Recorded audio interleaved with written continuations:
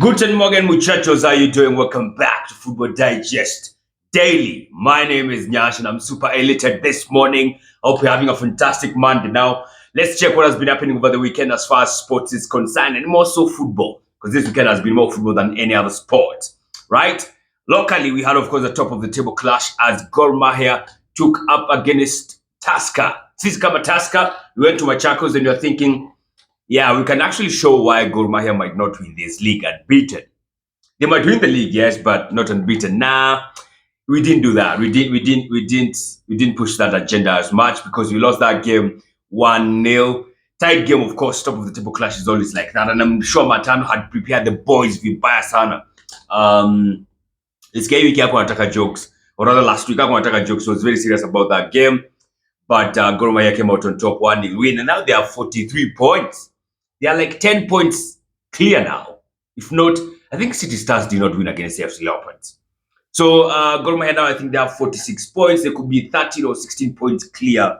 And we have played more than half of the games of this season. So, man, we should start getting ready to Gor Mahia winning the league unbeaten. I think we should start getting ready to that. And also, of course, we have the Africa Cup of Nations that is happening. Of course, this week has been more of, or last week was more of match day 2, where we had the second round of group stage matches happening. Were there any shockers? Not really. Of course, this is when big teams are meeting. We had likes of Ivory Coast up against Nigeria, ended up in a 1-0 draw, which was fair enough. We had Ghana versus Egypt, a cracker of a match, ended up 2-2. We had Tunisia versus Mali, another interesting game, ended up in a draw. We had, of course, the most entertaining game so far, Mauritania versus Angola. Or is it Angola versus Mauritania? Heck of a game, 5 goals scored. Bautano 3-2. A fantastic match. Of course, that was a good showcase for the Africa Cup of Nations. This Africa Cup of Nations has not had a goalless draw so far. Ni mabao kibao. Like, the goals are just coming in, man. Like, yesterday we had South Africa up against Namibia. You know, Namibia, of course, they shocked Tunisia in the first match. South Africa got clubbed by Mali the other match. And South Africa just wanted to show that, yo, ile game tulipigwa na Tunisia, no, na Mali, it was a one-off. Because, of course, South Africa had the better team in the first half of that match. The second half, just Mali took over. This one against Namibia, they walloped those guys. Highest scoring match so far. Like, from one team. We have not had like a 4-0 win so far in the Africa Cup of Nations. Ilianza jana. South Africa beating Namibia 4-0. Or, of course, that makes that group a bit interesting now because South Africa have 3 points. Mali has 4 points. And wait, South Africa is second now. Namibia have 3 points also. So, yeah. Namibia actually are not better than South Africa because of the goal difference. So, it's all shaping up nicely today. And this week we go to the last round of matches. Right? So, this means games being played at the same time. Like today, we have Group A being played at 8 o'clock, and then Group B at 11 o'clock. At 8 o'clock, we have Ivory Coast versus Equatorial Guinea. Equatorial Guinea is the table-topping side in that group. Worth noting. After they won 3-0 against, which team was it? Guinea-Bissau. Yes. And then Guinea-Bissau, of course, they take Nigeria also at the same time. At 11 o'clock, we have Group B matches. That's where we have Egypt. Egypt are up against Cape Verde. A cracker of a match. If Egypt does not win that one, trouble for them because they have not won any game so far. The same applies to Ghana. They're up against Mozambique. I feel like for Ghana, this one they have to win. Like, they could not have an easier fixture. I swear that this is the easiest fixture they could get in this group. So against Mozambique, I hope they come out on top. Let's see what happens, by the way. Then, of course, tomorrow we shall have Group C and Group D. Then Wednesday we shall have Group E and Group F. And maybe Friday start to engage, or the other week to engage us a round of 16. All right. So, of course, they shall pick 2 top teams from each group. Then 4 third-placed teams. The best 4 third-placed teams, of course, they get to qualify for the round of 16. So, hapo ndipo tunataka kuona, because there might be a lot of those. There are some groups we are just hanging. We don't know for sure how it's gonna go. So, let's wait out for that. Of course, we have the English Premier League going on. That's like I said, you had 5 matches are supposed to happen in this weekend. We had 4 happening over the weekend. We have 1 happening tonight. Brighton versus Wolves. On Saturday, we have the early kickoff, Arsenal versus Crystal Palace.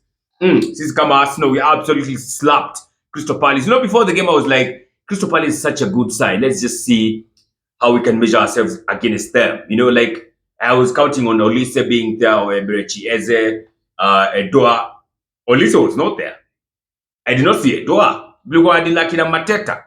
Now Kina Eberechieze. I mean, we absolutely pocketed those guys. So Crystal Palace was just poor, man. And I think they might just fire Roy Hodgson. I'll not be surprised. Potter was watching that game from the stands. He's definitely not watching because of us. No, I don't know why he's watching. Is he watching, taking notes on how he should be coaching Man United if he's appointed? I don't know, man. But yeah, I mean, we beat Crystal Palace 5-0, very much expected. Gabriel, the first goal. We have the most goals scored now in the set pieces. What I love about this scoreline is that, Kwanzaa, it answers all the questions whether we are misfiring. Right? We can score goals, right? We still need a striker, though. Doesn't excuse us for not getting a striker. But I also like how our front three was involved in like all the goals. We had Trossard scoring, assisted by Jesus. We had Martinelli scoring, assisted by Nketiah and Jorginho. Jorginho won a heck of a game once he came on. We had Gabriel scoring, almost Magal Hayes scoring almost twice. Yapili walipia own goal. One assisted by Saka, one assisted by Declan Rice. So it's all good, man. It's all good, but we still need to get a striker. And I love the fact that Africa Cup of Nations is taking away my mind off the transfer window. Because like now, today is like 21st or 22nd, if I'm not wrong. We have like 8-9 days to go before the transfer window is shut. I've not been going nuts about this transfer window like I've been going about all the others. Thank you to Afcon. It has been taking my mind away from everything else. So 5-0 win, big win. Most goals by set pieces this season has to be Arsenal. Different goal scorers, I loved it. Martinelli with a brace, we asked him to score such goals, and he scored the same goals in the same kind of manner, man. It's just fantastic to watch. Jorginho had a fantastic game. We kept a clean sheet. David Raya had a fantastic game. Kwanza ile bao ya tatu, where he released the ball. The time he released the ball and the time the ball hit the back of the net was 11 seconds. Yeah, that was swift. Yeah, so that was brilliant to watch, man. Everything about that game was just too easy. Like I said, Crystal Palace never really tested us. We never got out of second gear. Of course, moving next, we have 10 days of rest because next weekend is the Africa Cup. And you're not doing cups this season. You're just doing leagues. So after that, shall be going. There's a midweek fixture I think we have on Tuesday next week when we play Nottingham Forest. All right. Speaking of Nottingham Forest, they were playing against Brentford on Saturday, the late kickoff at Community Stadium. GTA Community Stadium, if I'm not wrong. And Ivan Toney was making a comeback. And that was like the biggest news of that game. And you also saw Ivan Toney, Maze, the first goal that he scored, the equalizer for Brentford. He moved the ball some inches from where it was supposed to be, man. Like, and guys are going crazy about it on the internet, on Twitter especially. Oh, he's a cheat. What's a cheat on? He's a cheat. No better way to cleanse your shithousery and, to brush up on your shithousery and all that stuff, man. I can honestly tell you, I don't give a damn. If he does that for our team and we score, I don't give a shit how he did it. So, yeah, man. So, Ivan Toney, of course, people are looking at him again. And it's interesting. But he came back and scored, man, as Brentford went on to win 3-2. Brentford needed those points like crazy because they're not looking good. They are closer to relegation than anywhere else. They needed to win that game. Then on Sunday, we had Sheffield Wednesday versus West Ham. An interesting game. I told Kina Josaina on the score and the kickoff on radio. I don't think West Ham are going to win this one, and I called for a draw, and I got a draw. So, yeah, that felt really nice. So they drew 2-2, fantastic game for sure. After that, we had Liverpool going to Bournemouth, Vitality Stadium, and absolutely clapped Bournemouth, man. And you know what? I was watching that game, and I'm hoping for a draw or like a nil-nil draw. I need to wake up to the fact that Liverpool are really bad. Like, they are quite good. Ni wazuri hao majamaa. So, a brace by Nunes, a brace by Diogo Jota.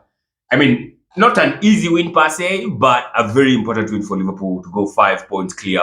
And they're scoring goals. We used to ask questions of, can they score goals with Mo Salah? By the way, Mo Salah is now back at Liverpool because he suffered a hamstring when he was playing against Ghana.